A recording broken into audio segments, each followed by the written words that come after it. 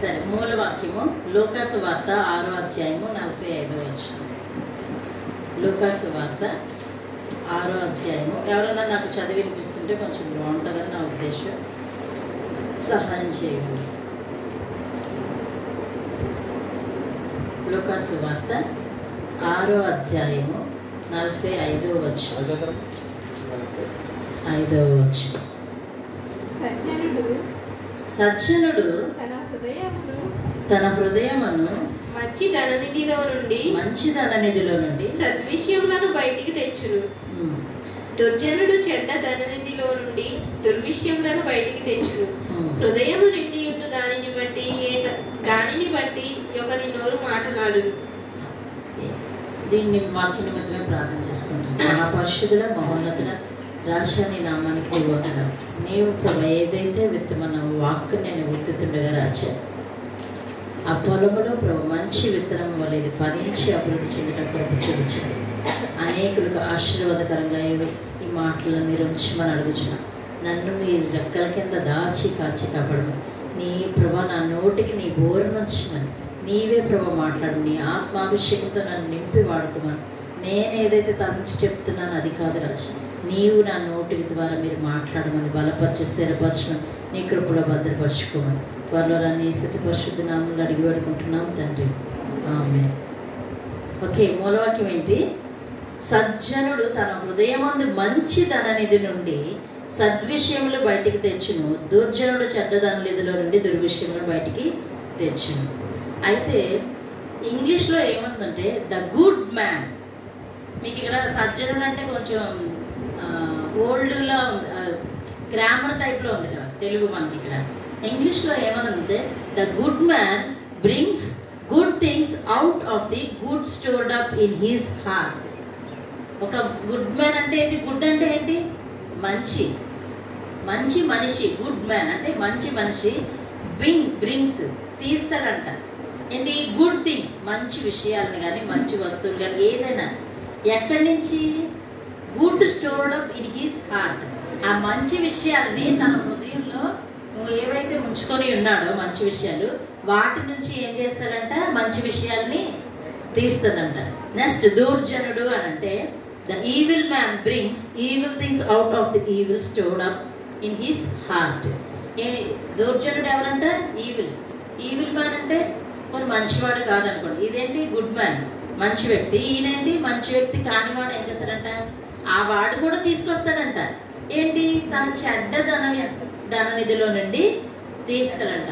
ఈ నిధి అనేది ఎక్కడుంది? మన హృదయం. ఏంట నిధి?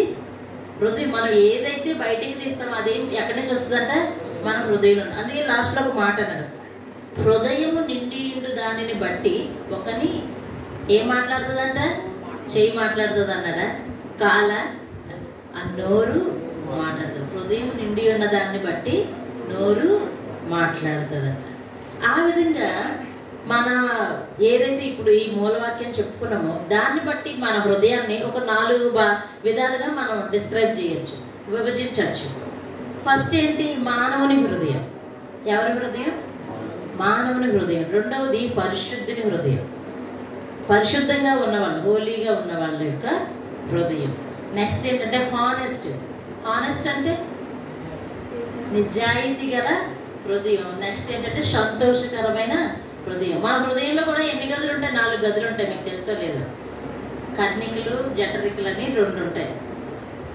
కర్ణికులు, జఠరికులు. నేను తెలుగు కష్టంగా చెప్తున్నాను ఆ వర్డ్స్. అవన్నీ మనకి హృదయంలో 4 గదుల్లాగా మన మానవ హృదయాన్ని 4 విధాలుగా మనం చెప్పచ్చు. 1 మానవుని హృదయం, 2 పరిశుద్ధ హృదయం, 3 నిజాయితీ గల హృదయం, 4 సంతోషకరమైన హృదయం. ఈ విధంగా మనం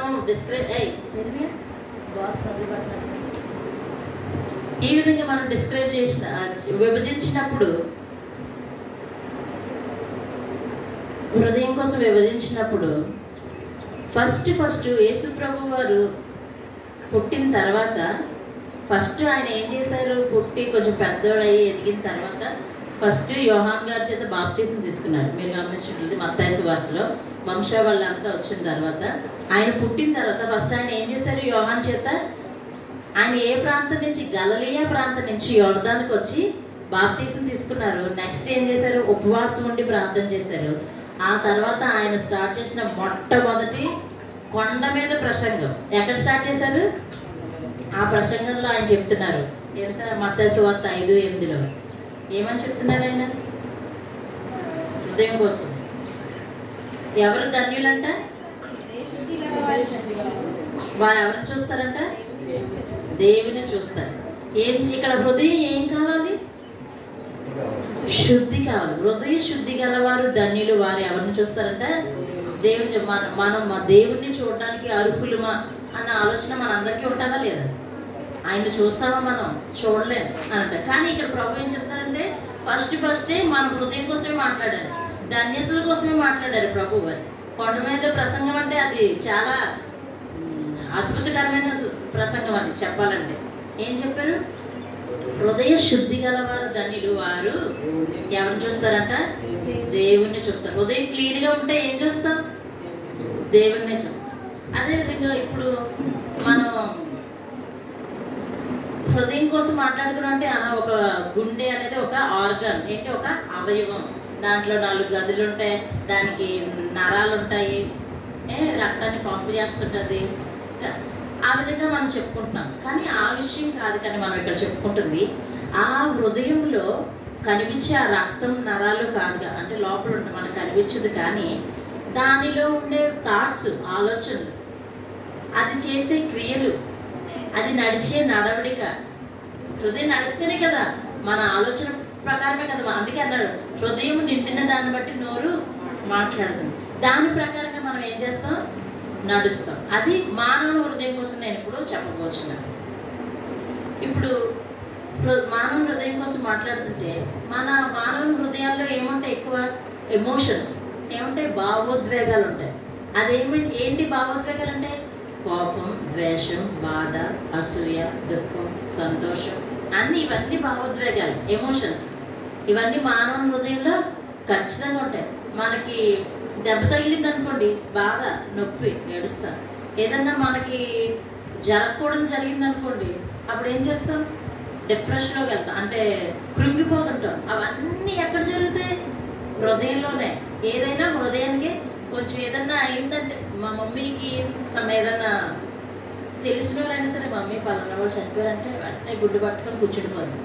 ఆమెకి హార్ట్ వీక్ అనమాట ముందే. అందుకే ఆవిడకి ఏ విషయాలు చెప్పడాలన్నా మాకు భయం. ఎక్కడైనా ఏంటి? హృదయం కృంగుదల అనేది వచ్చేస్తుంటుంది. కనుక ప్రభు ఫస్ట్ ఏ విషయం విన్నా, సంతోషం ఏందనుకుంటే సంతోషంగా ఉంటాం, బాధ కలిగితే బాధగా ఉంటాం. ఇవన్నీ మన హృదయాన్ని ఏం చేస్తాయి? కలవరపడుతుంటాయి. కొన్ని విషయాలు ఏంటి, కొన్ని మాటలు ఏంటి, మన హృదయాన్ని ఏం చేస్తాయి? కలవరపడతాయి. అలా కలవరపడుతుందనే మన హృదయాన్ని ప్రభువారు యోహాను సువార్త 14:1 చెప్తున్నారు, let not your heart troubled, మీ హృదయాన్ని కలవరపడనీయకుడి అని చెప్తున్నాడు. యోహాను సువార్త 14:1.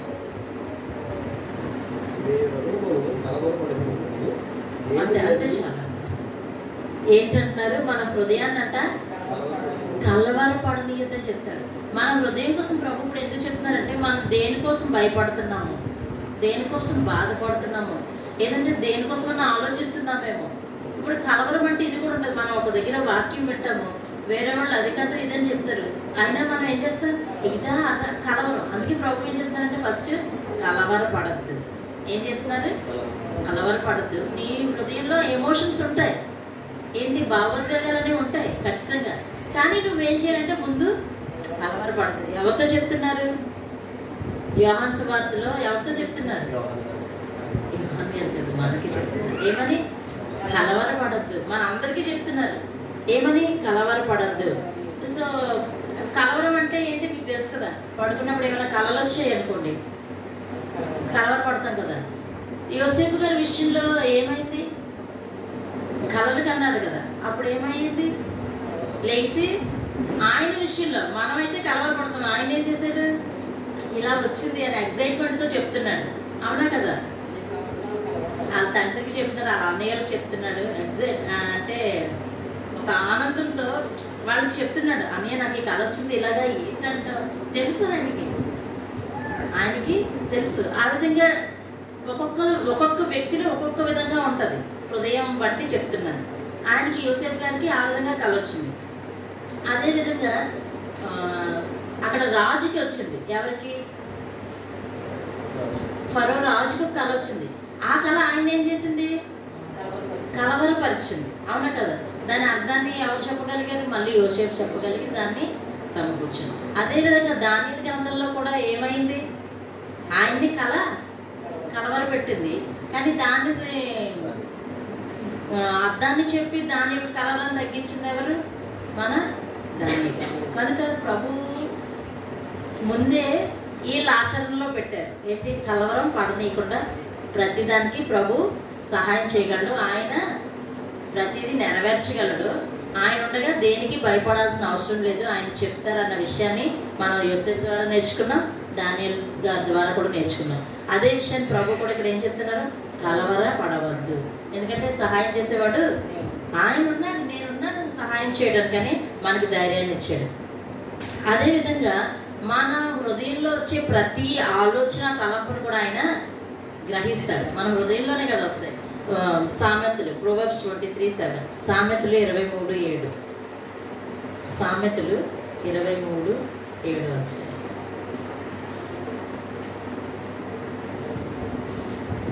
అట్టివాడు తన ఆంతర్యములో లెక్కలు చూచుకొనువాడు.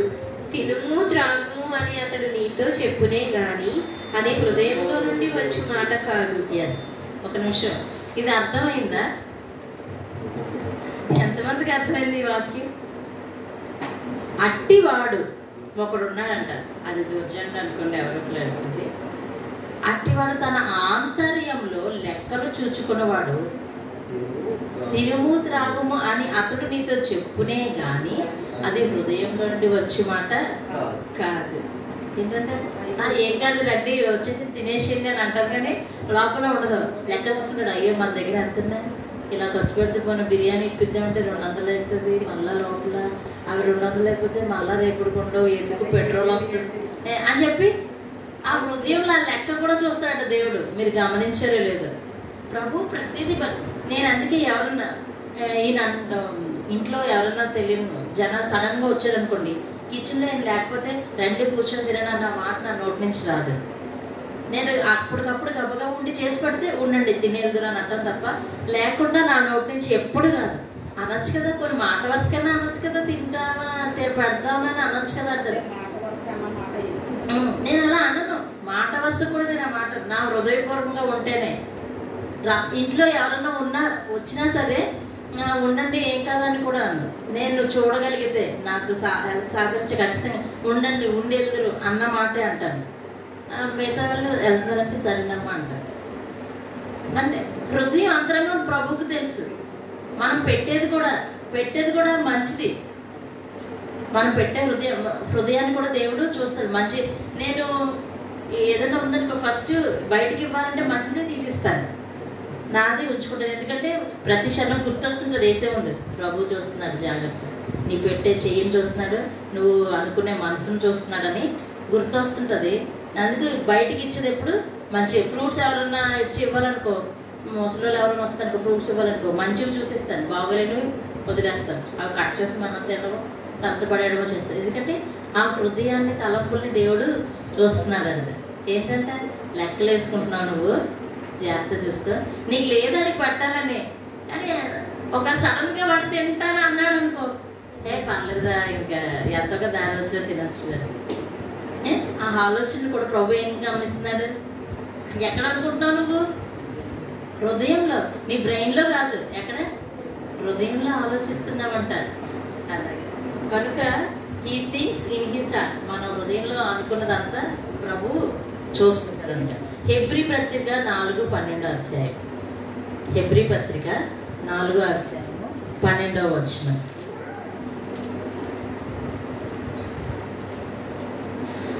ఎందుకనగా దేవుని వాక్యము జీవమై సజీవమై సజీవమై దేవుని వాక్యము సజీవము సజీవము బలము గలదై రెండంచులు గల ఎటువంటి ఖడ్గము కంటేను వాడిగా ఉండి ప్రాణాత్మలను కీళ్లను మూలుగలను వివరించున్నంత మట్టుకు దూర్చు హృదయం యొక్క తలంపులను ఆలోచనలను శోధించుచున్నది. ఏంటంట? ఎందుకు దేవుని వాక్యం అంట. ఏంటి? దేవుని వాక్యం బలము సజీవమే. అంటే సజీవం అంటే ఏంటి? అది బ్రతికే ఉంది. బలము గలదే, మంచి ఫోర్స్తో రెండంచుల గల ఎటువంటి ఖడ్గము కంటే ఈ లోపల ఏదన్నా మంచి షార్ప్ ఉందేమో, ఒక మిజైల్ వెళ్తుందేమో, పోనీ అదే ఈ చాక్ సరిగా తెగదురా, ఉండేదిరా, ఇది బాగా తెగుతుందిరా అనుకుంటాం కదా. అలాంటివి ఎన్ని రూపంలో ఉంటే దానికన్నా మిన్న. ఇప్పుడు సర్జికల్ ఏమన్నా తెలుసా? ఆపరేషన్ థియేటర్లో చేస్తారు. ఒక మన స్కిన్ కట్ చేసి దాంట్లో పెట్టాలంటే చాలా షార్ప్ నైఫ్స్ ఉంటాయంట వాళ్ళవి. యాంజియోగ్రామ్ చేసేటప్పుడు కూడా చిన్న కెమెరా లాంటిది, మన నరాలు ఎంత చిన్నవి ఉంటాయి, అందులోకి పంపించే ఒక కెమెరాకు సంబంధించిన నరం ఉంటే ప్రభు విభాగింపబడిన ఆయన ఒకటి కాదు, 2 రకాల 2 అంచులు గల కట్టగల అటు ఇటు పెట్టి నరాలకు పంపిస్తారంట. ఏమంటాడు? 2 అంచులు గల ఎటువంటి ఖడ్గం కంటే వాడిగా ఉండి ప్రాణ ఆత్మలను, మన ప్రాణం ఏంటి? హృదయమే కదా, రక్తమే కదా, రక్తంలోకి ప్రాణ ఆత్మలను, ఆత్మ అంటే మన మన మన శరీరంలో ఉన్న కదా ఆత్మను పరిశోధించేవాడు. దానిలోకి కీళ్లను మూలుగులను అంటే ఎముకల్లోకి, మధ్యలో ఎముకల్లోకి ఇలా వెళ్ళిపోతుంది, మధ్యలో కీళ్ళలో స్ట్రక్ అవుతుంది అనుకున్నారేమో, అందులో కూడా వెళ్తే ఏం చేస్తుందంటే విభజించున్నంత మట్టుకు దూరుచు, అంటే వెళ్తూనే ఉంటుందంట, దూరుచు హృదయం యొక్క తలంపులను ఆలోచనలను శోధిస్తుందంట. మీకు విషయం తెలుసా? మీరు ఎవరికైనా ఒక మిస్టేక్ చేశారనుకోండి, అన్యాయంగా ఒకవేళ తీర్పు తెచ్చిన వాడు ఆ దొంగతనం చేయకపోయినా నువ్వు చేసావురా అని వాడి మీద మోపుతాడు కదా. ఆ తర్వాత మనకు అనిపిస్తుంటుంది, అబ్బా నేను అనవసరంగా తప్పు చేశానే, ఆ విధంగా అనకూడదు, నేను ఆ మాట అన్న నా సహోదరుని పట్ల అని చెప్పి నీ హృదయంలో ఉంటుంది, కానీ బయటికి పడవు. ఎందుకు? పరుగు పోద్ది. అక్కడ అనేసరి కదా పోయిందిలే అని చెప్పి మనకి ఏమవుతుంది? పరుగు పోతే దాన్ని బయటికి రానివ్వ. ఆ విషయాలు కూడా దేవుడు ఏం చేస్తాడు? శోధిస్తాడంట. శోధన లేదు. మా జర్మీ ఉన్నాడు, పొద్దున దోసేస్తే మమ్మీ చట్నీ అంటూనే ఉన్నాడు. శోధిస్తాడు, ఏదో ఒకటి వేయాలి. అలాగా మనం చేసిన ప్రతిదీ ప్రభు మాట్లాడుతుంటారు, నువ్వు అది మిస్టేక్ చేసావు, నేను చేసిన తప్పే. అట్లా కొందరు ఒప్పుకునే వాళ్ళు ఉన్నారనుకో పర్వాలేదు. కొందరు ఉంటారు, మనమే కదా చేసాం, అది పోయింది, వెళ్ళిపోయారు, ఎప్పుడో కాదని. కానీ దేవుడు అన్నిటినీ గమనిస్తాడు. దాన్ని ప్రతిదాన్ని మనం ఏం చేయాలి? జ్ఞాపకం ఉంచుకోవాలి. పడకూడదు ఫస్ట్. నెక్స్ట్ మన హృదయాంతరంగములు కూడా అన్ని లెక్కలు చూస్తాడు. మన హృదయం వేసుకున్న ఆ లెక్కను కూడా ఆయన చూస్తాడంట. ఏంటి? పెట్టే విషయంలో కదా, పెట్టే విషయంలో మనం ఏం లెక్కలు చూస్తామో ఆయన ఆ లెక్కలు చూస్తాడంట. ఎందుకంటే మన లెక్కలు పైన తెలుపుతాడు కదా, ఆయన జీతం ఇస్తాడు కదా మనం చేసే పనికి, అది పైన తెలుస్తాడు అనమాట. ఆ లెక్కలను చూస్తాడు, నీ యొక్క తలంపుల ఆలోచనలు చూస్తాడు. అందుకే దానియేలు గ్రంథం 1వ అధ్యాయం 8వ వచనంలో దానియేలు ఏమంటున్నాడంటే, వాళ్ళు చెరపట్టబడ్డారు. దానియేలు, షద్రకు, మేషద్దు, అబేద్నెగో వాళ్ళు ఎక్కడ ఇజ్రాయెల్ నుంచి చెరపట్టబడి నెబుకద్నెజరు యొక్క సామ్రాజ్యంలోకి వెళ్ళినప్పుడు, బబులోను కొనిపోయినప్పుడు, అక్కడ ఇజ్రాయేలీలు ఎవరైనా ఉన్నారా? వాళ్ళ రాజులు ఉన్నారా? లేరు. వాళ్ళు నెబుకద్నెజరు యొక్క రాజ్యంలో ఉన్నారు, వాళ్ళ సామ్రాజ్యంలో ఉన్నారు. వాళ్ళని ఎవరు అడిగేవాళ్ళు లేరు. అవును కదా, నువ్వేం తింటున్నావు, ఏం చూస్తున్నావు అని అడిగేవాళ్ళు ఉన్నారా? వాళ్ళని లేరు. రాజు ఏం పడితే అది తినే అవకాశం వాళ్ళకి ఉన్నది. ఆయనను దానియేలు ఏమనుకుంటాడంట? దానియేలు తాను అపవిత్రపరచకూడదని తన హృదయంలో తలంచుకున్నాడంట. ఏమన్నాడు? ఆ వచనం చదువుతారా? దానియేలు 1:8. దానియేలు 1:8. రాజు భుజించు భోజనమును పానము చేయు ద్రాక్షారసమును పుచ్చుకొని తాను అపవిత్రపరచకూడదని దానియేలు ఉద్దేశించి తాను అపవిత్రుడు కాకుండానట్లు వాటిని పుచ్చుకొనకుండా సెలవిమ్మని నపుంసకుల అధిపతిని వేడుకొనగా. ఏంటంట? ఏమనుకున్నాడు? దానియేలు తన హృదయంలో అనుకున్నాడట. నపుంసకుడికి చెప్పాడా విషయాన్ని? నపుంసకుడికి చెప్పట్లేదు, కానీ ఏమన్నాడు అక్కడ? దానియేలు తన్ను తాను అపవిత్రపరచుకోకూడదంట. దేంతో? పాపం చేసి కాదు, వ్యభిచారం చేసి, దొంగతనం చేసి కాదు. ఏమంటున్నాడు? తినే ఆహారంలో తనని తాను అపవిత్రపరచుకొనక. ఎందుకంటే యూదులకి ఇవి హేయాలు. పిగ్ మీట్ కానీ తినడం యూదులకి హేయం. కొన్ని దేవుడు రాశారు కదా మనకి, లేవికాండం అట్లలో, సంఖ్యాకాండం, లేవికాండం అట్లలో, అవి వారు తినకూడదు. ఆ ఆజ్ఞ ఎక్కడుంది? వాళ్ళ హృదయం అనే పలకలో ఉంది. కాబట్టి వారు అన్ని దిశలో వెళ్ళిన ఆ వాక్యాన్ని గుర్తు చేస్తారు. ఏమైనది తినద్దు, ఏమైనది. ఆ వాక్యం ఉంది కాబట్టి వాళ్ళ దాంట్లో హృదయంలో వాక్యం ఉందా లేదా? ఆ వాక్యం వాళ్ళ హృదయంలో ఉంది కాబట్టి చెప్తారు, ఇది తినడం వల్ల ప్రభు నామానికి అవమానకరం, నన్ను నేను అపవిత్రపరచుకోను, కాబట్టి నేను అది తినకూడదు అని అన్ని దేశంలో కూడా తనని తాను ఏం చేసుకున్నాడు? పవిత్రపరచుకున్నాడు. తన తలంపు ఎక్కడి నుంచి వచ్చింది? హృదయంలో నుంచి. అంటే దేవునికి వ్యతిరేకంగా నేను చేయకూడదు, ఆయన చిత్తాన్ని చేయాలి, కనుక నేను ఇది ముట్టకూడదు, తినకూడదు. మిగతా చాలా మంది తినుండొచ్చు, అవునా లేదా? వీళ్ళ నలుగురు పేర్లు ఎందుకు రాశారు? అవునా కదా? దానియేలు, షడ్రక్, మేషక్, అబేద్నెగో వీళ్ళు నలుగురేనా చెరపట్టబడింది బబులోనికి? ఇజ్రాయేల్ జనాంగ సైన్యం మొత్తం చెరపట్టబడ్డారు, అవునా కదా? కానీ ఏంటి అక్కడ? వాళ్ళ యొక్క పరిశుద్ధతను కాపాడుకున్నారు. అన్ని దేశంలో కూడా తన హృదయాన్ని కలవరపరచుకోకుండా వారి తలంపులు దేవుడు ఎరుగున్నాడని తెలిసి శుద్ధ హృదయంతో ఉండి ఏం చేశారంటే అపవిత్రపరచుకునక, వాళ్ళు పెట్టే ఆహారం తినక, వీళ్ళు ఏదైతే కాయగూరల భోజనం తినే వీరందరికంటే మహిమకరంగా దేవుడు వీళ్ళు ఉంచేలాగా వీళ్ళు చేశారు. ఎందుకు? ఆ దినంలో వాళ్ళు అనుకోవచ్చు, ఇది తినకపోతే రాజు మమ్మల్ని చంపేస్తాడేమో, మేము బలహీనలు అవుతామేమో అన్న ఆలోచన కూడా వారికి లేదు. ఎందుకు? వారు పూజిస్తున్న దేవుడు, వారి పక్షం ఉన్న దేవుడు నిజమైన దేవుడు, సజీవుడు. ఏమి తిండి లేనప్పుడు ఒక మంచినీళ్ళు తాగినా నీకు ఆరోగ్యాన్ని ఇచ్చే దేవుడు. లేని స్థితిలో వేరే పోషిస్తాడు, పోషించడానికి కాదు, లేని స్థితిలో కూడా ఆయన ఏం చేస్తాడంటే నీకు బలాన్ని దయచేసే దేవుడు. ఉపవాసం ఉన్నప్పుడు నీరసం అయిపోతాం అనుకుంటాం, కానీ తినేటప్పుడు కన్నా తినకుండా ఉన్నప్పుడు ఇంకా ఎనర్జీగా పనిచేస్తాం. ఎందుకంటే అది దేవుని ఉపవాసం ఉంటుంది. ఎవరిది? మన కోసమే ఉంటున్నాం, కానీ దేవునితో ఉంటున్నాం, అవును కదా? ఉపవాసం దేవుని కోసమా? ఎందుకు?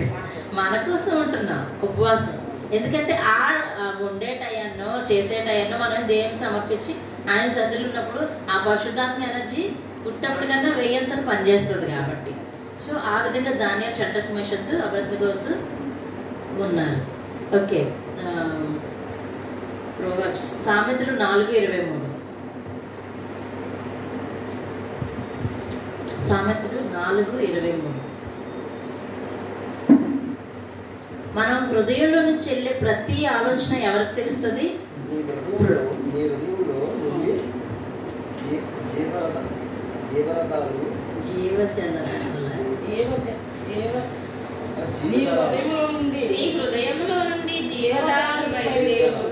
కాబట్టి అన్నిటికంటే ముఖ్యంగా నీ హృదయమును భద్రంగా కాపాడుకోను.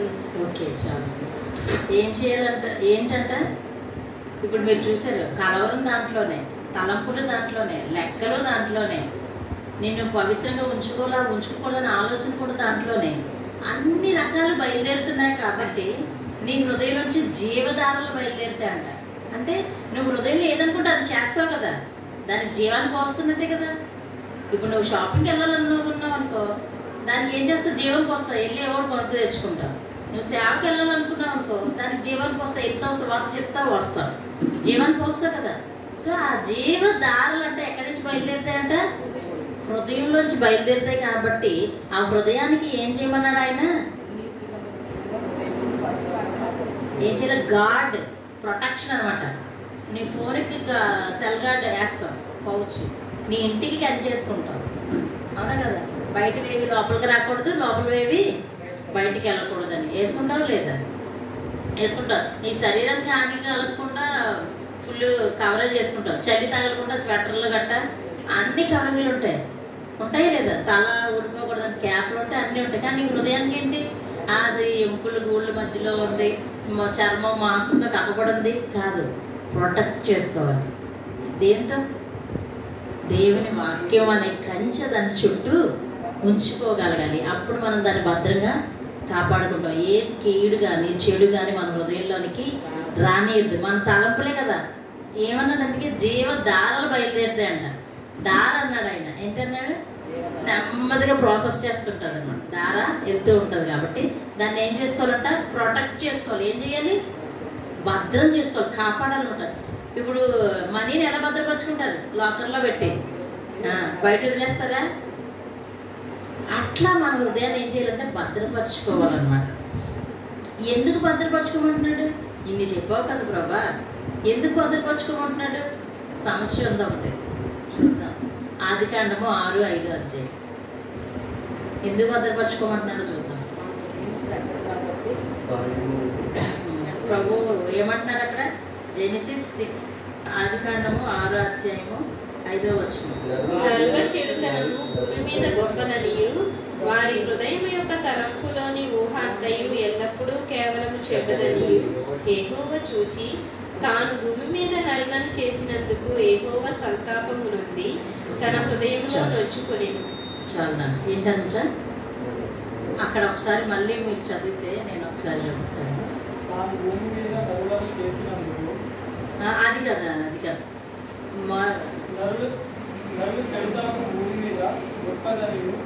చెడుతనం ఏంటంటే చాలా గొప్పదంట. వారి హృదయంలో తలంపులు వస్తాయి చూడు, తలంపులు ఊహ అంతా ఎల్లప్పుడూ కేవలం చెడ్డదని యెహోవా చూసి ఏం చేశాడంట? సంతాపం పొందాడంట. ఎప్పుడు మన హృదయంలో ఆలోచనలో తలంపులన్నీ ఏంటంట? మంచివి కదా.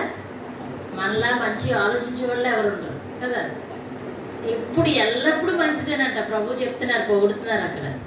పాపం తండ్రి నా పోలికి చెప్పిన నా బిడ్డలను చేసుకుని నేను మురిసిపోవాలనుకున్న ఆయనకి మనం ఏం మిగిల్చాం? కన్న తల్లిదండ్రులనే పట్టించుకోవట్లేదు మనం కదా. కనిపిస్తున్న తల్లిదండ్రులే మనం పట్టించుకొని చూడట్లేదు. వాళ్ళకి బాగోలేదంటే చూడం, వాళ్ళకి కావాల్సినవి చూడం. కానీ మనకు కనిపించట్లేదు కదా. దేవుడు ఏం కాదులే క్షమించేస్తాడు. ప్రభు ఒకసారి రావట్లేదు, నేను బీచ్కి వెళ్తాను, పనిలోకి తర్వాత వస్తాను అనుకుంటాను. అన్నీ లెక్కేస్తాడు. మన లెక్కలన్నీ పైన రాస్తాడు. ఎంత సమయాన్ని ఇప్పుడు పరిచర్యలో సేవ చేయాలని ఉన్న ప్రతి ఒక్కరూ బైబిల్ పట్టుకొని వాక్యం చెప్పడమే సేవ అనుకుంటే తప్పు. నేను చెప్తున్నాను, బైబిల్ పట్టుకొని వాక్యం చెప్తేనే సేవ అనుకునేది కాదు. పరిచర్య మెయిన్. ప్రతీది మీకు తెలీదు. మేము సేవ పరిచర్య అంటే ఇప్పుడు నుంచొని చెప్తున్నది కాదు. స్టార్టింగ్ నుంచి పాదపరిచయ సేవకులకు పరిచయం చేస్తాం. మీటింగ్స్కి వెళ్తున్నప్పుడు మొత్తం ఎప్పుడు తోడాలు కడగడాలి. నా పని అయితే తోడాలు కడగడాలు. పరిచయం సేవ స్టార్ట్ చేశానంటే అది మెయిన్. ఇప్పుడు ప్రభు 12 మంది శిష్యుల్ని పిలిచారు. ప్రభు వాక్యం చెప్తున్నప్పుడు శిష్యులందరూ ఏం చేసేవారు? వాళ్ళు కూడా ఇంకో బుక్స్ పట్టుకొని చెప్పారు వాక్యం. అంతమంది వస్తున్న పరిచయం చేశారు. వాళ్ళని రిసీవ్ చేసుకోవడము, కూర్చోబెట్టడము, వస్తున్న వాళ్ళని లైన్గా పంపించడము, వాళ్ళకి ఫుడ్ అరేంజ్ చేయడమో చేసింది ఎవరు? శిష్యులు. ఆయన పిలిచాడు కదా శిష్యులు అని చెప్పి వాళ్ళని ఎప్పుడు సువార్త పంపాలో పంపించారు. అవునా కదా. ఆయన ఉన్నంతసేపు వాళ్ళని సువార్తకు పంపించారు, సువార్త చేయమన్నారు, వచ్చారు. ఎప్పుడు? వీళ్ళు పరిచర్య చేయగా అప్పుడు అభిషేకించి పంపించారు. అవునా కదా. సువార్త పరిచర్యకి అభిషేకం లేకుండా వెళ్ళిపోతే అది మనం చేయలేం. ఇప్పుడు నువ్వు పరిచర్య చేస్తావంటే అర్థం ఏంటి? నీలో ఆ తగ్గింపు గుణాన్ని చూస్తాడు దేవుడు.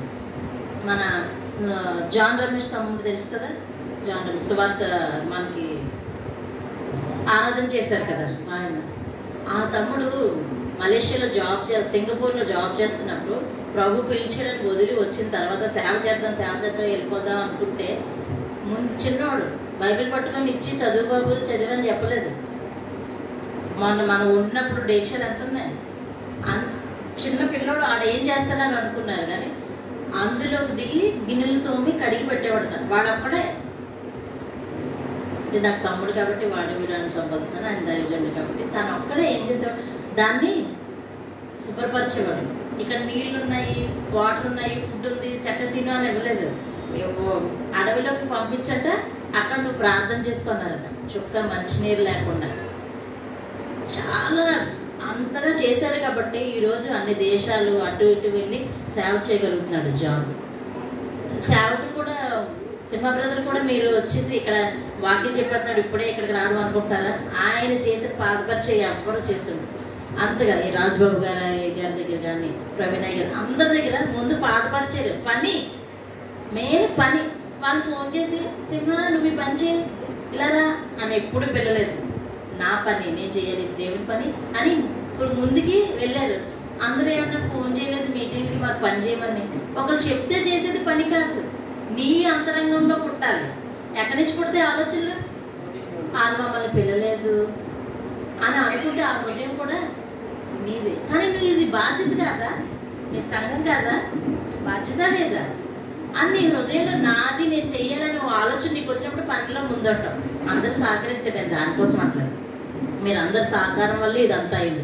నేను మామూలుగా చెప్తున్నాను మీకు ఆ విషయం. మనల్ని పిల్లాలి చేయాలి అనేది మనకు ఆలోచన అవుతుంది. ఎందుకు?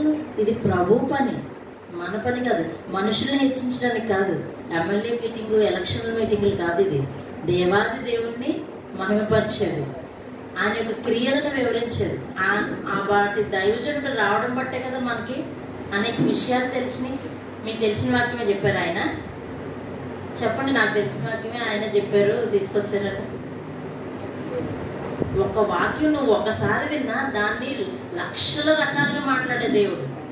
ఒక వాక్యాన్ని అనేక విధాలుగా బోధించే దేవుడు. నీకు తెలిసిన విషయం దానియల్ స్టోరీ తెలుసండి, యోసేపు స్టోరీ తెలుసండి కాదు.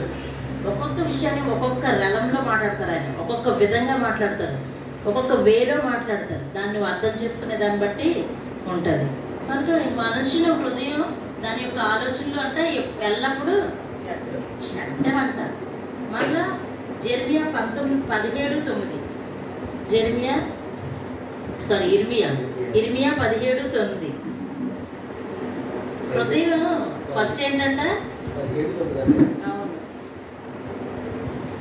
హృదయము అన్నిటికంటే మోసకరమైనది, అది ఘోరమైన వ్యాధి గలది. చాలా దానికి ఏంటి ఫస్ట్ ఏమన్నాడు? చెడ్డదంట హృదయం.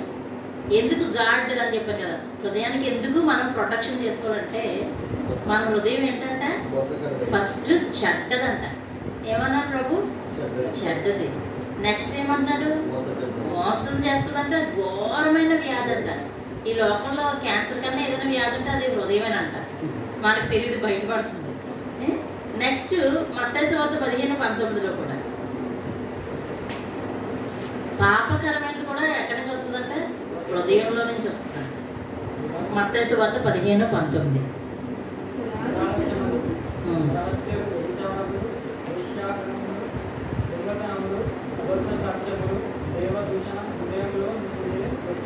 చాలు. ఏంటంటే మంచి మాటలు, ఒక నిమిషం, మంచి మాటలు, చక్కగా నవ్వుకునేవి, సహోదరత్వం, అలాంటివన్నీ ఎక్కడి నుంచి వస్తాయంటే అదే చెప్పండి ఆయన మత్తయి సువార్తలో. ఏం చెప్పాడంటే ఎంత ఘోరంగా చెప్పారు అది. విచారం అంట. ఇంకా ఏంటమ్మా చదువు? దుర ఆలోచనలు, మంచి ఆలోచనలు కాదంట, దుర ఆలోచనలు. నెక్స్ట్ నరహత్యలు. నరహత్య అంటే కనుక వెళ్ళి చంపేశారు కదా షాక్తో కాదు. మాట, మన మాట ఏంటంటే కత్తి వంటిది శుద్ధివంతుడి, నెత్తి మీద అన్నా కొట్టాలి, కత్తితోనన్నా వచ్చాలి. ఆ మాట చాలు, ఆ మాట చంపేస్తుంది మనుషుల్ని. కనుక మన ప్రభు నెక్స్ట్ టైం వీలైతే టంగ్ కోసమే చెప్తాను. ఏంటంటే నాలుక 2 అంచెల వాడి అని ఖడ్గం. ఏంటి? మాటతో పొడుస్తుంది. మాట చాలు కదా. ఇప్పుడు సపోజ్ నేను ఫోన్ చేయాలన్నారు, ఈ మాట కనుక పాకింది అనుకో అటు ఇటు, అంతే అయిపోయింది. ఆ మాట గుచ్చుకుంటుంది. ఎవరిని ప్రత్యేకించి అనకపోయినా వెళ్ళి గుచ్చుకుంటుంటుంది. కనుక దాన్ని చాకులా చేయకుండా దూదిలా ఉంచండి, గుచ్చుకోకుండా. ఓకే, నెక్స్ట్ ఏంటంటే పాపకరమైనవన్నీ ఎక్కడి నుంచి వస్తాయంట? హృదయంలో నుంచే జారుతాయి. మోసకరమైనది అదే, వ్యాధి గలది అదే. కనుక అవేమీ రాకుండా పుట్టేటప్పుడు ఎలా వ్యాక్సిన్ వేసుకుంటాం? పోలియో రావడానికి మామూలు వ్యాక్సిన్ వేసుకుంటామా? సేఫ్ గార్డ్ ఏమీ రాకుండా. ఆ విధంగా ముందుగానే మనం గార్డ్ అంటే తెలుసు కదా, సెక్యూరిటీ గార్డ్ ఎలా ఉంటాడు ఒక ఇంటికి అపార్ట్మెంట్కి అట్లా. అలాగా మనం కూడా వాక్యం అనే సెక్యూరిటీని మనం హృదయంలో ఉంచుకోవాలి. అందుకే అనేక వాక్యాలు కంఠస్థ చేయమంటారు. బైబిల్ ఎక్కువ ఎందుకు చదవమంటాం? మనం ఏదైనా క్రియ చేసినప్పుడు ఆ వాక్యం మనకు గుర్తు వస్తుంది. నీకు గుర్తు రావట్లేదంటే నువ్వు చదవట్లేదు. అసలు ఆ వాక్యం ఉందా అని నీకే డౌట్, అవునా కదా? కనుక మన హృదయాన్ని ఏం చేయాలి? ప్రొటెక్ట్ చేసుకోవాలి. ఎందుకంటే సిన్ఫుల్ థాట్స్, అదే పాపకరమైనవి ఏవి మనకు రాకుండా, రోగకరమైన ఏది మన హృదయంలో ఉండకుండా దాన్ని మనం ప్రొటెక్ట్ చేసుకోవాలి. ఇదంతా ఎవరి హృదయం? మానవుని హృదయం, మన హృదయం. ఓకే, ఇప్పుడు పరిశుద్ధ హృదయం కోసం మాట్లాడదాం. పరిశుద్ధత అనే దానికి ఇంకొక నిర్వచనం ఏంటంటే ప్యూరిటీ, స్వచ్ఛమైన. చూడండి మనకి చెప్తారు కదా, ఇది ప్యూర్ అని కనిపిస్తుంది. స్వచ్ఛమైన తేనె, స్వచ్ఛమైన నెయ్యి వీటికి వాడతారు కదా, ఇంకేది స్వచ్ఛమైనది కాదు. ఆ విధంగా మన హృదయాన్ని స్వచ్ఛత అనే పదాన్ని చేస్తే దానికి ఇంకొక మాట అర్థం పరిశుద్ధత. ఏంటి? పరిశుద్ధత. పరిశుద్ధమైన హృదయం కలిగి ఎవరైతే ఉంటారో వారు మొట్టమొదట ఆశీర్వదించబడతారు. ఆ వాక్యం నేను చెప్తుంది కదా, కీర్తనలు 24:3-5 కీర్తనలు 24. యెహోవా పర్వతమునకు ఎత్తు దిగువాడెవడు? పరిశుద్ధ స్థలమును నిలువదగిన వాడెవడు? వ్యర్థమైన వాని యందు మనస్సు పెట్టగలరు, కపటముగా ప్రమాణము చేయగలరు, నిర్దోషమైన చేతులను శుభ్రమైన హృదయం కలిగిన వాడు వాడు యెహోవా వలన ఆశీర్వాదము నొందును. ఇక్కడ ఏమంటున్నారంటే మూడోది, యెహోవా పర్వతమునకు ఎక్కదగిన వాడు ఎవడు? ఆయన పరిశుద్ధ స్థలములో నిలువదగిన వాడు ఎవడు? వ్యర్థమైన దాని యందు ఏం పెట్టదంట? మనస్సు పెట్టక. ఏం పెట్టక? మనస్సు పెట్టక, కపటముగా ప్రమాణం చేయక. కపటంగా అంటే ఇందాక నేను చెప్పాను కదా, హృదయంలో లెక్కలు లోపల ఒకటి వచ్చి లేకపోయినా సరే పెడతాను, అలాంటివి వద్దుకుండా నిర్దోషమైన చేతులు, శుద్ధమైన హృదయము కలిగి ఉండివాడే వాడు యెహోవా వలన ఆశీర్వదింపబడును. ఇప్పుడు సపోజ్ నువ్వు అనుకోకు, నేను చేస్తున్నాను కదా, లేని వాళ్ళకి పెడుతున్నాను కదా, అయినా నన్ను దేవుడు ఎందుకు ఆశీర్వదించట్లేదంటే, నీది నిర్దోషమైన చేతులు కలిగి ఉన్నావా? శుద్ధమైన హృదయం కలిగి ఉన్నావా? వ్యర్థమైన దేని అందన్నా మనసు పెట్టుకున్నావా? సరి చేసుకోవాలి వెంటనే. ప్రభు నేను ఇంత చేస్తున్నాను, ప్రభు నన్ను ఎందుకు ఆశీర్వదించట్లేదంటే నువ్వేం చూసుకోవాలి? మ్యాథమెటిక్స్లో లాగరిథమ్స్ ఉంటాయి కదా, కాస్ థీటా సైన్, మీకు అలాగా దీని వాల్యూషన్ రావాలంటే ఇక్కడ చూసుకుంటారనమాట, దీనికి ఎంత వాల్యూ అని. కనుక మనం ఏదైనా చేయలేదని అనుకోండి, మనం సరి చూసుకోవాలి వాక్యం ద్వారా. అవును ప్రభా, నీ దగ్గరికి ఎక్కగలిగిన వాడు ఎవడు? నీ దగ్గరికి రాగలిగిన వాడు ఎవడున్నాడు? అయితే నేను వ్యర్థమైనది ఏదైనా మనసు పెడుతున్నానా ఆయన్ని కాకుండా? లేదంటే కపటంగా ఏదైనా ఆలోచిస్తున్నానా? వాళ్ళకి జరగకూడదు, నాకు జరగాలని? నిర్దోషమైన చేతులు కలిగి ఉన్నానా? శుద్ధమైన హృదయం కలిగి ఉన్నానా? అప్పుడు ఎవరు ఆశీర్వదించబడతారంట? అప్పుడు ఎవరి వల్ల ఆశీర్వదించబడతాడు? నీ కష్టార్జితం వల్ల కాదు, నీ యొక్క చేతి పని వల్ల కాదు, నీ సంపద వల్ల కాదు, నీ పశు ప్రస్యాదులు కాదు, నీ యొక్క పొలం బట్టి కాదు, కానీ దేవుని వలన ఆశీర్వదించబడతాడు. ఆయన ఉంటే వాటన్నింటిలో కూడా నీకు ఏమిస్తాడు? ఆశీర్వాదాన్ని ఇస్తాడు. ఆ విధంగా మన చేతులు శుభ్రంగా ఉండాలి. యోహాను సువార్త 15:3 అలాంటి శుద్ధ హృదయం మనము ఏం చేయాలి? కానీ హోలీ హార్ట్ అంటే ఏంటి? పరిశుద్ధమైన హృదయం ఏంటంటే అనేది కీర్తనలు 24:3-4 చెప్పాడు. ఇప్పుడు యోహాను సువార్త 15:3 ఏముందంటే చదువు. మీతో చెప్పిన మాటను బట్టి మీరిప్పుడు పవిత్రులై ఉన్నారు, నా యందు నిలిచి ఉండి మీ యందు నేను నిలిచి ఉందును.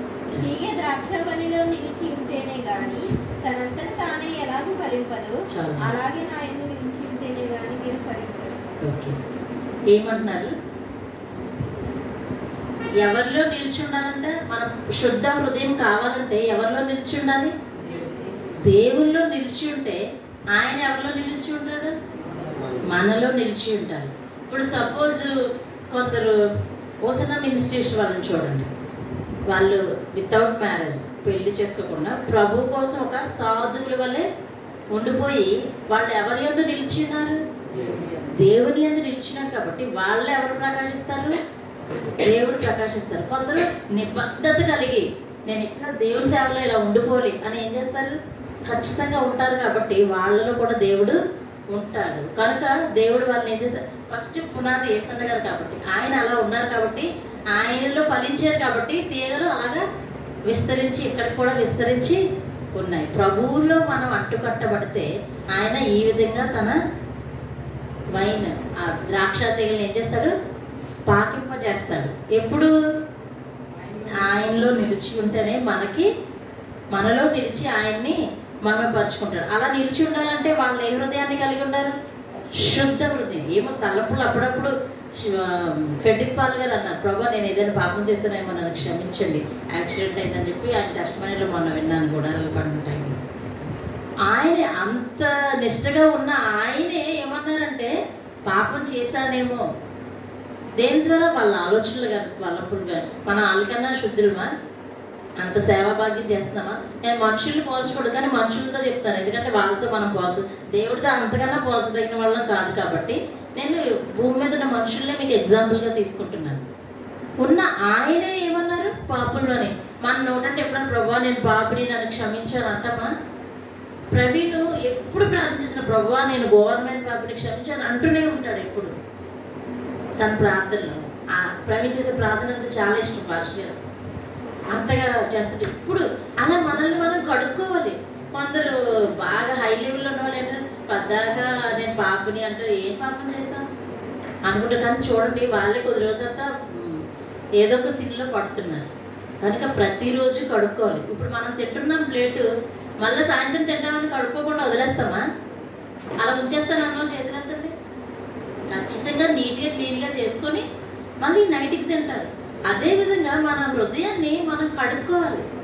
అది బయటికి వెళ్ళి తిరిగి వస్తాం. మన ఆలోచనలో మన తలంపులో ఇంట్లో ఉంటాము, ఫోన్ చూసోటి ఏదో విధంగా మనకి చెడ్డ తలంపులు చెడ్డ ఆలోచనలు మనలోకి వస్తుంటాయి. వాటి ద్వారా మనం పాపాలు చేస్తుంటాం. కనుక ప్రతిరోజు ప్రతి క్షణం ప్రభా నా పాపాలను క్షమించండి, నన్ను క్షమించండి, నాలోకి మీరు రండి ప్రభా, మీరు నాలో ఉంటే నేను దేనికి చోటు ఇవ్వను, ఏ పాపానికి చోటు ఇవ్వను, కనుక మీరు నాలో ఉండడు ప్రభా అని ఉంటాం.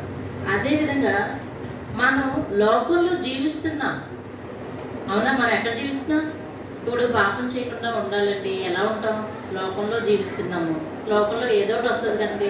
నా ఫ్రెండ్ ఉన్నాడు, అరే అక్కడ భోజనాలు వెళ్తున్నారా రారా అని అన్నారు అనుకో, ఏముంది వాళ్ళని దేవుడి దగ్గర వెళ్తారా, కొంచెం వెళ్తారా, ఏం పర్లేదు తినే చేసేస్తుంది అని చెప్పి అనుకుంటాం. అట్లా కాదు.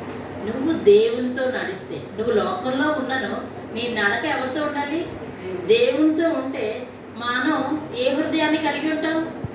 ఈ శుద్ధ హృదయాన్ని కలిగి ఉంటాం. మనం లోకంలో ఉన్న దేవునితో నడిస్తే శుద్ధ హృదయాన్ని కలిగి. అదే సాతానుతో నడిచామనుకో మొత్తం సాతాను ఏదైతే చేస్తాడో అవన్నీ మనం చేస్తామన్నమాట. గలతీ 5వ అధ్యాయము 16వ వచనం.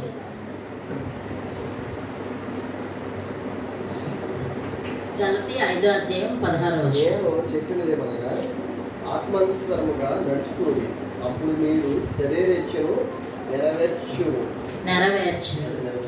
ఓకే, గలతీ 5:16 ఏముంది? ఇప్పుడు నేను చెప్పాను కదా, మనం దేవుని లోకంలో ఉన్నాను, దేవునితో నడిస్తే మనం మన హృదయం యొక్క ఆలోచనని నెరవేర్చము. అదే విధంగా గలతీ 5:16 ఏమంటున్నాడంటే మనం దేవుని ఆత్మానుసారంగా నడిచినప్పుడు పరిశుద్ధాత్ముడు మనల్ని ఎలా నడిపిస్తాడో, పరిశుద్ధాత్మ పొందుకున్న మనందరికీ తెలుస్తుంది. ఎలా నడిపిస్తాడో ఆ విధంగా మనం నడిచినప్పుడు దేన్ని నెరవేర్చమంట? శరీరేచ్ఛ. అంటే శరీరానికి ఇష్టమైన ఏవి నెరవేర్చ. అయితే శరీరేచ్ఛలు తెలుసు కదా మీకు. శరీరేచ్ఛలు ఏంటి? ప్రేమ, సంతోషం, సమాధానం, అవేనా? ఇవేంటి? ప్రేమ, సంతోషం, సమాధానాలు ఏంటి? ఫలాలు, ఆత్మ ఫలాలు. శరీరేచ్ఛలు ఏంటి తెలుసు కదా? కోపం, ద్వేషం, కలహం, మత్తతులు, విమర్శలు, అపవిత్రత, వ్యభిచారము, అన్ని ఇవన్నీ ఏంటి? ఈ ద్వేషం, కలహం ఇవేమీ ఉండవంట. ఎప్పుడు? దేవుని ఆత్మానుసారంగా మీరు నడిచినప్పుడు. మనం జీవిస్తాం, లోకంలో జీవిస్తున్నాం, కానీ ఆయనతో నడవాలి. ఎలాగా? హానోకు ఎలా నడిచాడు? దేవునితో నడుస్తూ ఉండేవాడు, నడుస్తూ అలా కొనుక్కోబడ్డాడంట. అలా దేవునితో మనం నడవగలగాలి. మన నడక ఆయనతో నడాలి, మన తలంపు ఆయన కోసం ఉండాలి. నువ్వు చేసే ప్రతి పనిలో నేను దేవుణ్ణి కనపరుస్తున్నాను అని అనుకోవాలి. ఆ విధంగా నువ్వు నడిచినప్పుడు మాత్రమే శరీరేచ్ఛలు, ఏ కోపం కానీ, ద్వేషం కానీ, అసూయ, విమర్శలు, మద్దతులు, ఆళ్ళ మీద వీళ్ళ మీద మాటలు, ముసలమ్మ ముచ్చట్లు, వ్యతిరేక భావం ఇవేమీ లేకుండా నువ్వు జీవించగలుగుతావు. ఇప్పుడు దేవుని ఆత్మానుసారంగా నువ్వు నడవగలిగితేనే. నీ ఇష్టానుసారంగా నువ్వు నడిస్తే శరీరేచ్ఛనే చేస్తావు. కోపం, ద్వేషం, పగ, అసూయ, కక్ష, వ్యభిచారం, దొంగతనం అన్నీ ఉంటాయి. ఎప్పుడైతే నువ్వు దేవుని ఆత్మానుసారంగా నడుస్తావో వాటిని నువ్వు చేయలేవు. ఆ విధంగా మన హృదయం ఎలా ఉండాలి? శుద్ధంగా. శుద్ధ హృదయం ఎప్పుడు వస్తుంది చెప్పండి ఖచ్చితంగా. మీకు ఈ అర్థమైన పాయింట్స్లో శుద్ధ హృదయం ఎప్పుడు వస్తుంది? దేవునితో నడిచినప్పుడు, దేవునితో ఉన్నప్పుడు, ఆయన చిత్తాన్ని జరిగించినప్పుడు. వీటిని మనం చేయలేము, శరీరాన్ని మనం చేయలేము. ఇప్పుడు మానేస్తున్నాడు ఏమన్నారు? నిజాయితీ కదా. ఫస్ట్ ఏంటి? మానవ హృదయం చూసాం. ఇప్పుడు ఏంటి? శుద్ధ హృదయం చూసాం. ఇప్పుడు స్వచ్ఛమైన హృదయం. స్వచ్ఛమైన హృదయం అంటే ఏంటి? క్లీన్గా ఉంటుంది. ఎట్లా? శుభ్రంగా. ఇప్పుడు ఇక్కడ ఈ కుర్చీలు ఉన్నాయి, చెత్త అంతా కింద ఉంది. సో దీన్ని ఎప్పుడైతే మనం తుడిచేస్తామో అప్పుడు ఎలా ఉంటుంది? నీట్గా ఉంటుంది. అవునా కదా? చాలా క్లియర్గా ఉంటుంది. అదేవిధంగా మన హృదయంలో వచ్చే ఏ ఆలోచన అన్నా, మ్యారేజ్ ఇప్పుడు చాలా వాటిలో చూస్తున్నాం, ఎక్కువ విడాకులే. చాలా మ్యారేజెస్ ఎందుకు? వాళ్ళు భర్తని కలిగి ఉన్నా, భార్యని కలిగి ఉన్నా, వేరొక సంబంధాలు కలిగి ఉంటున్నారు. అదేంటి? అది క్లీన్ హార్టా? లేదు, చాలా వరస్ట్ హృదయం అనమాట. అట్లా మనం ఉండకూడదు. మన సంబంధ బాంధవ్యాల్లో వాడికి చేయకూడదు, వీడికి ఏ విధంగా మన సంబంధాలు ఉంటున్నాయి లోకపరంగా, వాటన్నిటినీ కూడా మనం చాలా నీట్ హార్ట్లో ఉండాలి. ఎలాగంటే మనం ఎవరమంటే దేవుని వధువు సంఘం. ఎవరు మనం? దేవుని వధువు సంఘం. అంటే ఎంత ప్యూర్గా మనం ఉండాలి. అవునా కదా? ఎందుకు చాలా మంది సాధువుల వల్లే ఉంటున్నారు? పెళ్లి చేసుకోకుండా సాధువుల వల్ల ఎందుకు ఉంటున్నారు? ఏ పాపము తన నేలని కూడా దేవుడు మాత్రమే తన వేలేలా చేసుకోవడానికి. అవునా కదా? అదేవిధంగా మన హృదయంలో ఏ విధమైన పాప కార్యాలు చేయకూడదు. పాపం అంటే తెలుసు కదా, వ్యభిచార సంబంధమైన ఏవి మనుషుల హృదయంలో ఉండదు. ఏంటంటే ఎవరైనా ఉన్నారా చెప్తున్నారు? లేదు. ఆ ఆలోచన కూడా నీలో రాకూడదు. వేరొక స్త్రీని చూసినప్పుడు నీ ఆలోచన ఎలా ఉంది? వేరొక పురుషుని చూసినప్పుడు నీ యొక్క ఆలోచన ఎలా ఉంది? వేరొక సంబంధ బాంధవ్యాలు చూసినప్పుడు నీ ఉద్దేశం ఎలా ఉంది? వాటన్నిటిని నువ్వు సరి చేసుకోగలగాలి. అది నిజాయితీ, క్లీన్ హార్ట్ అనమాట. ఏమీ ఉండదు. శుద్ధంగా ఉంటే ఇటువంటి థాట్స్ ఏమి నీకు రావు. ఇలా రాకుండా ఉండాలి అంటే నువ్వు ఫస్ట్ దేవునికి భయపడేవారిగా ఉండాలి. నేను అదే చెప్తాను. అనేక మంది, చాలా మంది తొట్టిల్లి పడిపోతున్నప్పుడు నేను అంటాను, దేవుని భయం లేక వాళ్ళు పడిపోతున్నారు. నీలో దేవుని భయం ఉన్నప్పుడు నువ్వు దేనికి చోటు ఇవ్వవు. యాకోబు పత్రిక 4:8. యాకోబు పత్రిక 4:8.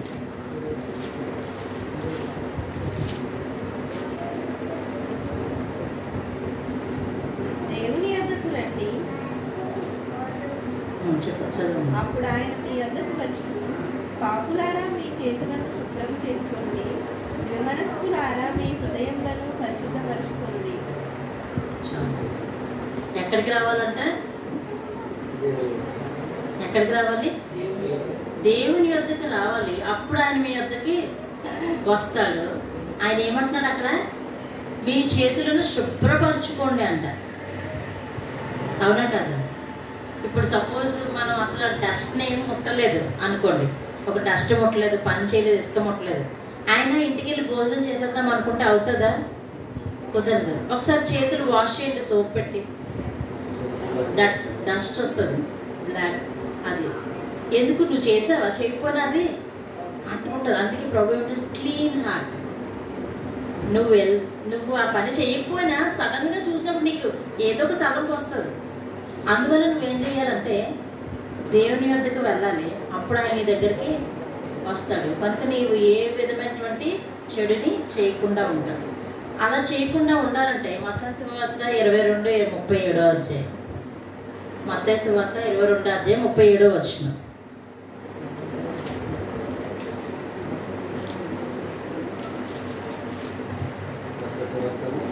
22:37.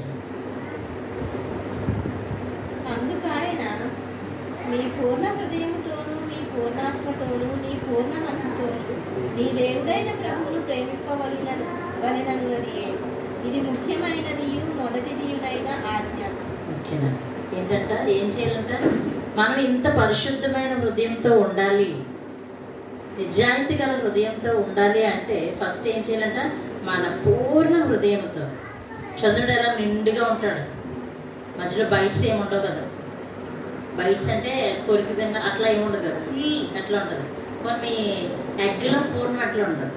అట్లా ఫుల్ అంటే మన హృదయం ఎట్టి పక్కన చూసినా, మనల్ని ఏ విధంగా చూసినా, లోకపరంగా చూసినా, దైవికంగా చూసినా, సేవపరంగా చూసినా, గృహంలో చూసినా, ఎక్కడ చూసినా పూర్ణంగా ఎవరిని కలిగి ఉండాలి? దేవుని సేవించాలంట. పూర్ణ హృదయంతో, పూర్ణ ఆత్మ. పూర్ణం అంటే నిండుగా అంటారు. నీ ఉద్యోగంలో, నీ పనిలో, నీ గృహంలో, నీ యొక్క సంబంధ బాంధవ్యాల్లో, నీ యొక్క సేవలో, ఎక్కడైనా సరే నిండుగా నువ్వు దేవుణ్ణి కనపరచాలి. మందిరంలో ఉన్నప్పుడు పరిశుద్ధంగా ఉండి బయటికి వెళ్ళాక ఏం కాదురా అని ఉంటే అది పూర్ణం అవుతుందా? అవ్వదు. చిన్న వాటర్ సైజు కూడా రాదు, పావు వంతు కూడా రాదు.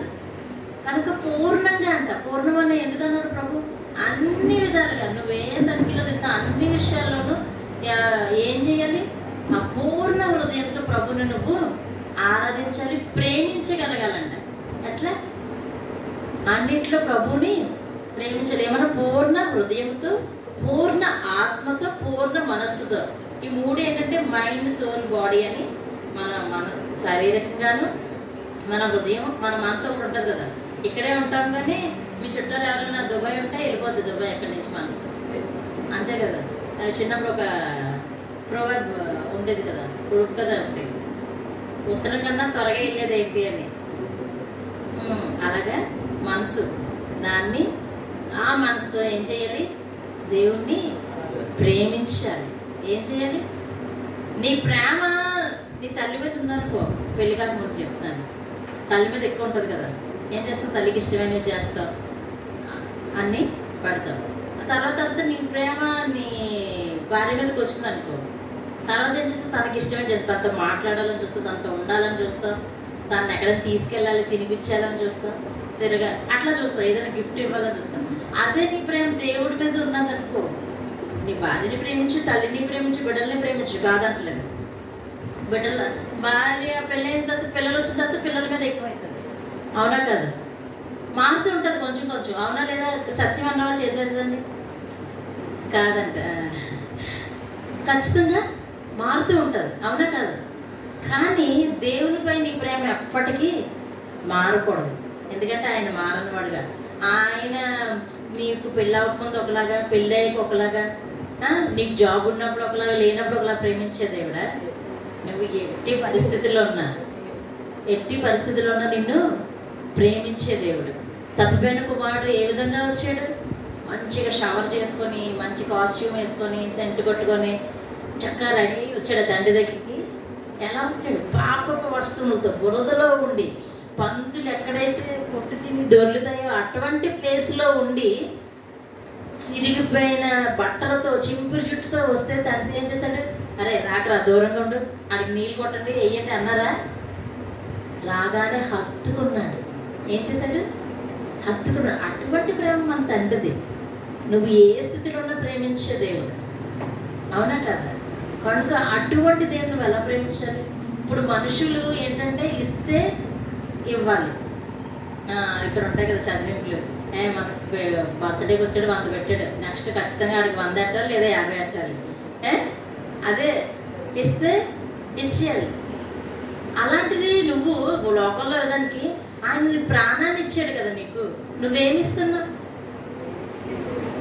నీ ప్రాణాన్ని ఇవ్వాలి కదా. ప్రభు తీసేసుకో ప్రాణం అన్నారు కానీ ప్రభు నీ సేవ నిమిత్తమే, నీకోసం నేను ఏం చేయగలను, నాతో మాట్లాడండి అన్నప్పుడు ఆయన చెప్తాడు. అది నిన్ను నీవు సమర్పించుకోవడం. అవునా కదా? ఆ ప్రాణం ఇచ్చిన దేవాదేవునికి ఏం అర్పిస్తావు? ఏమిచ్చినా తక్కువే. నీ హృదయాన్ని అడుగుతారు ఆయన. ఎందుకంటే హృదయాన్ని వానికి ఇచ్చినప్పుడు అది ఆయన చేతిలో ఉంటుంది కాబట్టి ఆయన ఆలోచనలతో, ఆయన తలంపులతో, ఆయన క్రియలతో, ఆయన చిత్తంతో, ఆయన ఉద్దేశంతో ఆ హృదయం ఉంటుంది కాబట్టి ఆయన చిత్తానుసారంగా నువ్వు అడుగులు వేస్తావు, నడుస్తావు.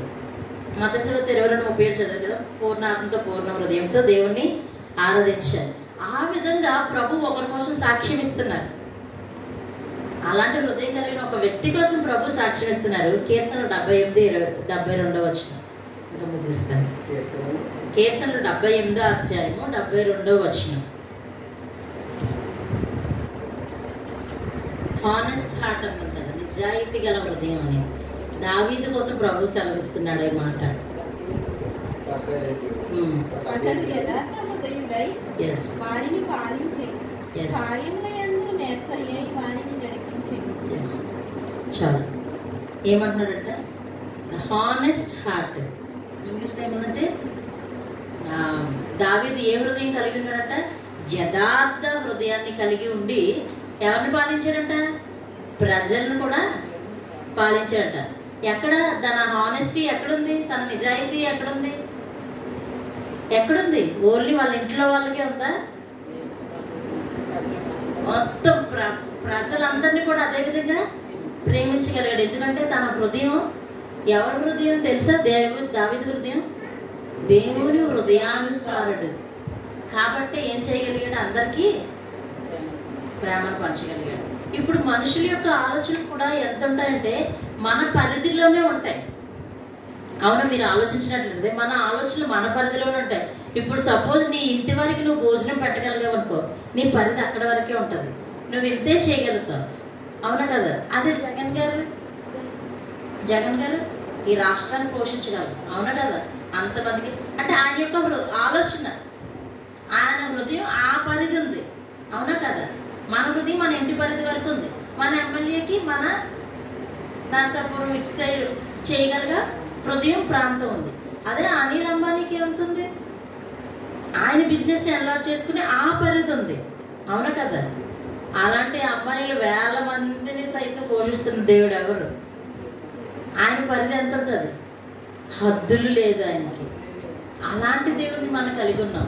మన పరిధులకి మించిన పరిధి ఆయనకి కలిగి ఉంది కనుక అటువంటి దేవుని మనం కలిగి ఉంటే ఏమంటున్నాను, మన అవసరతలు కానీ, అక్కర్లు కానీ, మన బాధలు కానీ, మన చింత ఏది దేనికోసం మనం ఆలోచించాల్సిన పని లేదు. ఎందుకంటే సర్వం చూసుకునేవాడు ఆయన. ఎప్పుడు సర్వం చూసుకుంటాడు? నువ్వు పని చూసుకున్నప్పుడు కాదు, నువ్వు ఆయన పనిలో ఉన్నప్పుడు, నీ హృదయాన్ని ఆయనకి అప్పగించినప్పుడు ప్రభువు నీ వైపు తిరుగుతారు. నువ్వు ఆయనతో నడిచినప్పుడు, అందుకే అక్కడ అన్నారు కదా, దేవుని యొద్దకు రండి. ఏమన్నాడు? మీరు రావద్దురా బాబు, నేను వస్తాను. ఆ పాట పాడలేదు కదా, నేను వెతికి రాలేదయ్యా, నన్ను వెతికి వచ్చావయ్యా. అంతే. ఫస్ట్ ఏంటి? ఆయన మన కోసం సిలువలో మరణించారు. మనం వెళ్ళలేదు ఆయన దగ్గరికి, వచ్చారు. ఆయన ఉన్నాడని తెలిసి కూడా నువ్వు దగ్గరికి రాకపోతే, ఇప్పుడు మా అందరూ మేము రక్షించబడకుండా ఆయన మా దగ్గరికి వచ్చి వాళ్ళు చెప్పారు కదా అని, అది వేరు పోర్షన్. ఆ పోర్షన్ వేరు. ఇప్పుడు నువ్వు ఆయన కుటుంబంలో ఉండి దగ్గరికి వెళ్ళకపోతే, ఇప్పుడు ఇంట్లో ఉంటావు, సడన్గా వెళ్ళి అమ్మ తిన్నావని అడగకపోతే, అవునా కదా? దగ్గరికి వెళ్ళాలి. ఆయన యొద్దకు రండి, అప్పుడు ఆయన మీ యొద్దకు వస్తాడు. ఫస్ట్ ఆయన వచ్చాడు, రక్షించుకున్నాడు, ఆయన పని అయిపోయింది. పిలిచిన తర్వాత నువ్వు వెళ్తున్నావా అది చూస్తాడు. దగ్గరికి వెళ్ళినట్టు ఆ ప్రభు చెప్పు ఏంటి కాదు, నీ ప్రార్థన, నీ సమయం, నీ మోకాళ్ళ ప్రార్థన, నీ వాక్యం చదువు. నువ్వు ప్రార్థన చేయి, ప్రభు మాట్లాడతాడు నీ వాక్యం ద్వారా. అందుకే రెండింటికి సమానంగా నువ్వు బ్యాలెన్స్ చేయగలిగావు. అవునా కదా? నీ హృదయాన్ని ప్రభువుకి అప్పగించాలి. దేవుని యొద్దకు నువ్వు వెళ్ళినప్పుడు ఆయన యొద్దకు వస్తాడు. కనుక అది గుర్తుపెట్టుకొని మనం ఏం చేద్దామంటే మన హృదయాన్ని ఆయనకి అప్పచెప్పాలి. ఫస్ట్ మానవ హృదయం చూశారు, పరిశుద్ధ హృదయం చూశారు, నిజాయితీ గల హృదయం చూశారు. ఇప్పుడు ఏంటంటే సంతోషకరమైన హృదయం. ఏంటంటే సంతోషకరమైన హృదయం అంటే ఎవరు ఉంటుంది? అందరికీ దేవుడు నాకు ఈ బిల్డింగ్ ఇచ్చాడు, అబ్బా సూపర్, ఎంత బాగుంది, దేవుడు నాకు ఈ బంగారం బ్రాస్లెట్ ఇచ్చారు, చైన్ ఇచ్చారు, ఎంత ఆ సంతోషం కాదు. ఏ సంతోషమో చూపిస్తాను. అది యోబు పత్రిక 19వ అధ్యాయము 25-26. యోబు పత్రిక 19వ అధ్యాయము 25-26.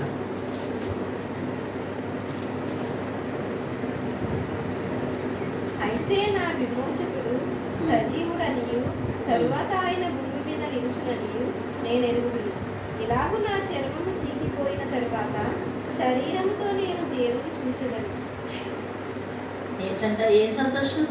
యోబు గారు చాలా ఆనందంలో సంతోషంలో ఉన్నారు కదా. ఆయన యొక్క సంపాదన 2 అంతలు అయినందుకు కదా. ఆయన యొక్క అప్పటికే వచ్చింది ఆయనకి. లేదంట 27వ వచనంలో 26వ వచనంలో ఏమన్నాడు? ఇలాగూ నా చర్మము చీకిపోయిన, బట్టలు ఎలా చీకిపోతాయి అలాగే ఆయన చర్మము తోళ్ళు ఊడిపోయి రక్తం వస్తూ చాలా కుషించిపోయిన స్థితిలో ఉన్నారు. ఎవరు? యోబు గారు. ఆ స్థితిలో ఆయన ఏం మాట్లాడుతున్నాడు? నా విమోచకుడు సజీవుడు, తరువాత ఆయన భూమి మీద నిలిచినని నేను ఎరుగుదును. ఇలాగూ నా చర్మం చిక్కిపోయిన తరువాత శరీరముతో, కింద ఫుట్ నోట్లో ఏమని ఇచ్చాడు? శరీరము లేనివాడనై నేను దేవుణ్ణి చూచెదను. ఆయన ఏ పరిస్థితిలో ఉన్నాడు? తన శరీరం బాధలో ఉంది, తన కుటుంబం లేదు, భార్య వెళ్ళిపోయింది, కుమారులు చనిపోయారు, కుమార్తెలు చనిపోయారు, సంపద నాశనం అయిపోయింది, అన్ని నాశనం అయిపోయినా తన భార్య ఏమన్నదంటే దేవుడిని దూషించి చచ్చిపో అన్నదండి. ఆయనను ఏం చేస్తాడు? ఆయన అక్కడ సంతోషిస్తుంది. ప్రభా, నా శరీరం ఇలాగ అయిపోయినా నేను చనిపోయిన తర్వాత నీ సన్నిధిలో ఉంటాను కదా, నాకు అదే ఆనందం అని ఏమన్నాడంటే ఆ సంతోష హృదయాన్ని కలిగి ఉన్నాడు యోబు. అటువంటి హృదయం కావాలి మనకి. ఎలాగా? శ్రమ వచ్చి బాధ వస్తే దేవుడు లేడురా, నీకు బాధ వస్తే లేడు, సంతోషం వస్తే ఉన్నాడు. అన్ని క్రియేషన్ హృదయం పనిచేస్తుంటది అక్కడ. అందుకే హృదయాన్ని ఎవరికి అప్పచెప్పాలి? దేవునికి అప్పచెప్పాలి. ఇవి యోబు హృదయంలో నుంచి మాట్లాడుతున్న మాట ఒకటేనా? నేను తల్లి గర్భంలో దిగంబరినే వచ్చింది, దిగంబరినే పోతాను, అంతే. అటువంటి నిరీక్షణ మనం కలిగి ఉండి మన హృదయాన్ని భద్రపరుచుకొని అది దేవునికి ఇవ్వగలిగినప్పుడు మనం శుద్ధ హృదయాన్ని కలిగి దేవుని చూచేవారుగా, ఫస్ట్ ఏం చెప్పాను? హృదయ శుద్ధి గలవారు ధన్యులు వారు దేవుని చూచెదరు. ఆ దేవుణ్ణి మనం చూడగలదు. దేవుని చూడాలంటే ప్రార్థిస్తాం, ప్రభా కనిపించు కనిపించు కాదు, పైకి వెళ్ళి పరలోకంలో చూస్తాం. హృదయ శుద్ధి గలవారు దేవుని చూచెదరంటే అర్థమైందా? చూడండి, ప్రార్థన ప్రభా కనిపించు కనిపించు కనిపించు, ఆ తెల్లంది ఏదో కనిపిస్తుంది అలాంటివి కాదు. మన శుద్ధ హృదయం ఇక్కడ కలిగి ఉండి మన క్రియలు చేస్తే అక్కడ ఆయన్ని దేవుని చూస్తాం. అర్థమైందా? కనుక ఆ హృదయాన్ని మనం కలిగి ఉండాలి. దేవుడి ఇచ్చిన వాక్యం దీవించి ఆశీర్వదించిన కదా. ఆమేన్.